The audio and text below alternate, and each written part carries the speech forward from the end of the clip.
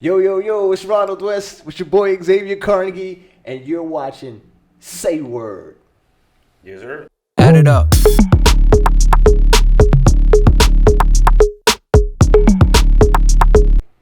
I feel obligated now to keep giving like quality content because even if there's like a steady 9 or 10 people, 17 people watching, like that's their time. That's important to me because I'm not used to I'm not used to the idea of sitting and consuming a lot of content. Like I haven't been raised like that really. So it's kind of tough for me. I don't get it. Like I really rather read a book and do it, but I've recently gotten into this stuff. So I really appreciate when somebody sit there and take the time out. So I take it serious. So it's got to be like good stuff. And if I can't or we can't come up with things or there's nothing trendy really to talk about, then one thing I'm always about is motivation, getting up, doing what you really want to do, like with your life, because you only get one, you know? That part right there I really dig. That doing what you want to do, being what you want to be. Bro, you only get one go around at this. There's no point going around trying to appease others. Do what you enjoy. Yeah. Do what you think. Yeah. And I say a lot of times I talk about, and what you say with the pleasing others, a lot of times I talk about like not having a lot of friends or a big circle, because I really think that's what, it's impossible to please all of those people. So people with big circles, I just see it really, really difficult. You know, that's why I like to keep a circle small. But I do have people that I do confide in that I talk to. I have a few people that I do talk to. So it's not like I have no friends at all. Like Just not a ton of them. No, it's not a ton of them because to please everybody, I just don't understand how people do it. Like even when I watch them in group settings, just pleasing everybody, like you can't really be yourself. And I It's guess too much responsibility. I don't want yeah, it. yeah, I lose myself in trying to like appease everyone. That's tough. Correct. Yeah, so You keep that circle small, and more than anything, do what you enjoy. yeah, I like being around people that I don't mind failing around. Like if I fail around you, it's like so what? Whatever, I don't care. It's not important. That guy is just that guy. Yeah, it just I don't care. So what? It's a big deal. You know what I mean? You probably didn't think much of me anyway. You know what I mean? You know? Yeah, no big deal. It's not important. Yeah, it's not. No, but no, seriously, I want to be, because there's going to be a lot of losing going on with me. It's going to be a lot of losing. It's going to be a lot of shots taken, you know. Sometimes one person told me, like, yo, it takes a lot of guts, like, to get up there and, like, to talk on, like, camera like that and say, you know, what you want to say and do the things you want to do. And it's like, you know what? That's cool. I take it, like I said, it's a big responsibility because you can't just get up here and just say anything, you know. Well, not and think someone's going to sit and watch you Right. if that's what you intend to do. Right, and a lot of times it seems like, well, in our previous episodes, it seems like we don't agree with each other on every single thing, but that's not the case. You know, that's not the case. No, I don't always agree with you, but sometimes I do. Yeah, because for the most part, it's probably a good idea, right? We come to a place of agreement most of the time. Yeah, you know, because I just come from a place that is trying to be as real as possible. That's all. I just try to be as real as possible, even if it hurts. Because I don't mind the hurt. It's like, you know, you've been hurt so much. It's like, you know what? Yeah, bring it on. Because I know from the hurt comes the growth. Fact. You know what I'm saying? So you always have to be real with yourself. Real with yourself. Like when you give yourself an assessment, you have to be real. Because usually it's probably like, if you're real with yourself, it's probably like a little harsh.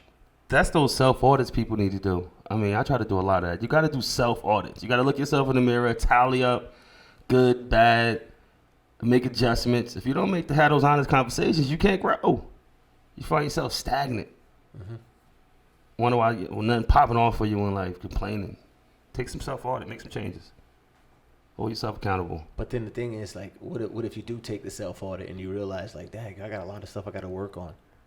That journey is probably scary. So you would need the right people in your life to go on that journey with you. Like I would like to have people in my life to you explain to them, like, what you're working on. Like, you know what, I got some like mental health issues or something that I'm dealing with right now. So as we're going through this relationship, I just want to let you know that, like, I have a hard time dealing with such and such and such and such. Like, I would say something like that, and that'd make me weird. That's a hell of a prerequisite before you get into a friendship. I'm not, how would that make me weird? When do you come with this list? Like right off the top? Like right off the top. Like, hey, what's good, bro? Like, spot me. Like, I spot him. Like, yo, you say cool. Like, hold, before you forget, before you keep talking, here, look at this. What is this? This is my main flaws and what I'm dealing with right now. And before we be friends, you gotta be okay with all this. Yeah, I like that. Yeah, you know what? That makes a lot of sense because it nips everything in the bud. It helps me move it towards my. Oh, my it definitely nips everything. But for the other guy, like, okay, no problem. I'll be friends with that guy. Yeah, what if people did that? That'd be better because a lot of people have issues like they don't even realize it.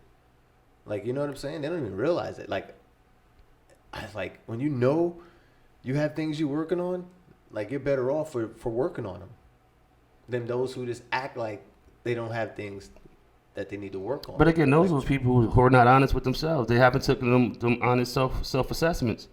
Because how do you take an honest self assessment and say, okay, I have these issues I need to improve on, and then you make another conscious decision not to improve on them and not to work on them? Like, how do you be that person?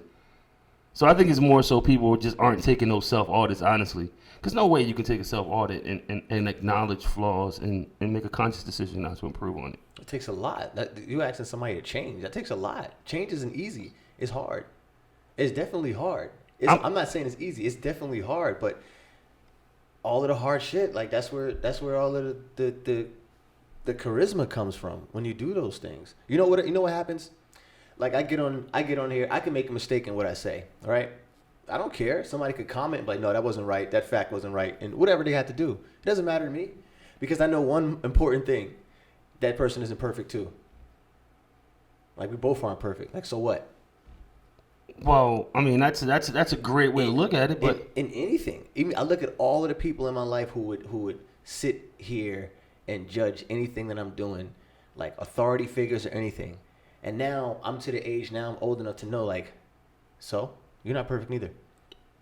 Mine's is just out there. Well, like that again, but you're coming from a place from someone who's already taken self audits, who can acknowledge that. A lot of people can't. No, but I'm helping them. Usually, if you can't take a self audit, right, somebody else is doing it for you, right, and they're telling you all of the things that you need to work on and you need to fix, and that issues with you, and they're probably right. They're probably right.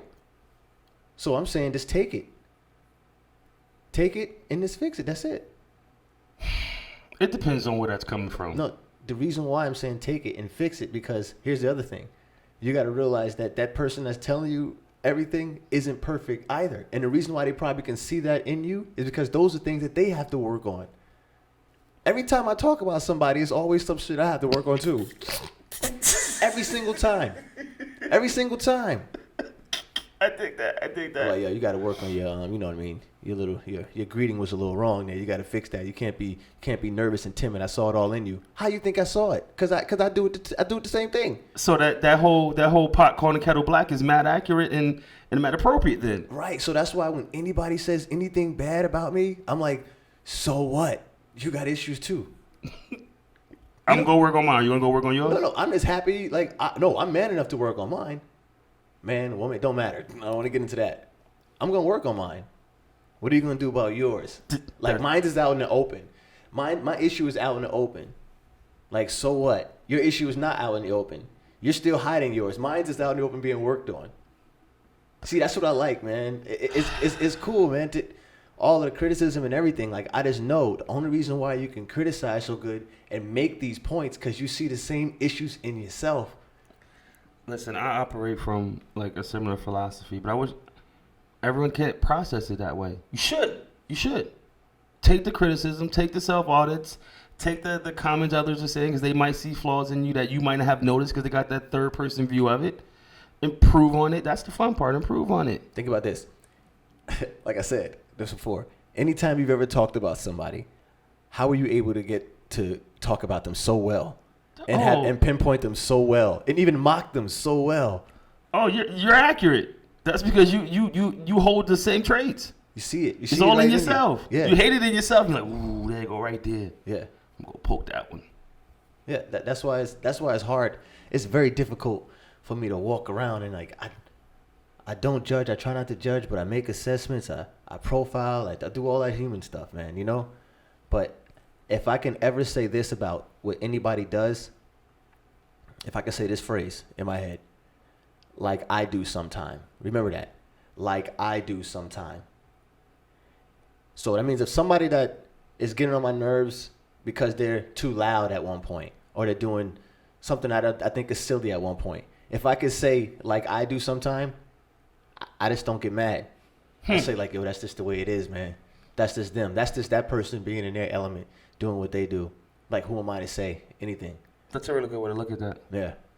Yeah, because if I say, look, this person being silly, so I say, damn, like I do sometime. And I think by the time I'm being silly, I'm like, ooh, imagine somebody else looking at me like how I'm looking at this person being an idiot.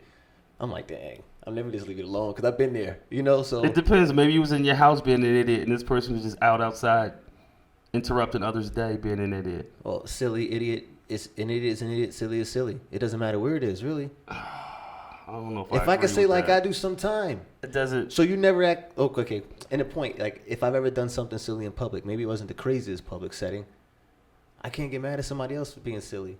Okay. I mean, I take it to the extreme. If I've ever done it, I just don't get mad. I don't let it bother me. I just look at that. That's just the way the person is. I make that assessment and I learn to protect myself from there. Okay.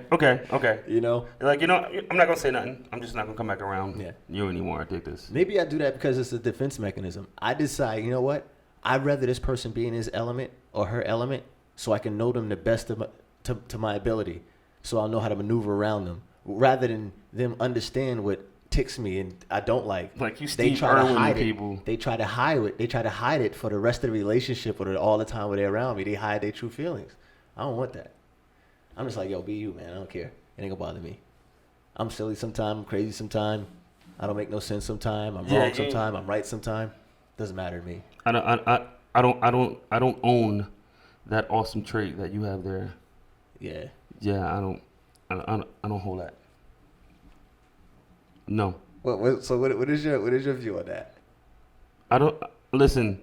You have a lot of awesome traits, and that might be one of them. I just don't have the patience for that type of stuff. I think it's probably patience. Right? It is. I just don't have that patience. You know what I have? I have the psychology of a fighter. Like, you know, that's the way I grew up. See, like, if you're not willing to really do anything about it, touche. Like really, really do anything about it, what's the point of even mentioning anything?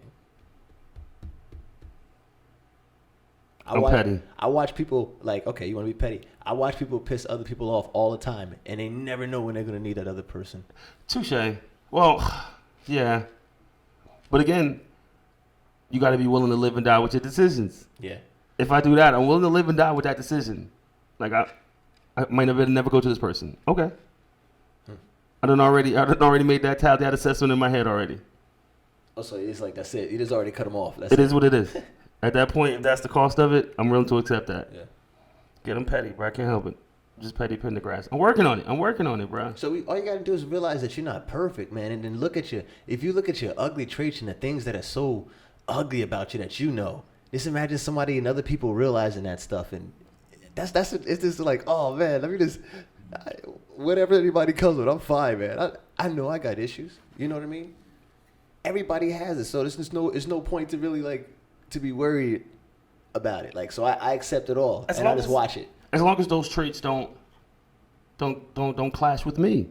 Like, I don't care. It doesn't bother me. But if I'm at a restaurant and the person next to me is exhibiting those traits and it's interfering with my food, I'm gonna have to let that person know his traits interfere with my food. I get you. I agree with you. Add it up.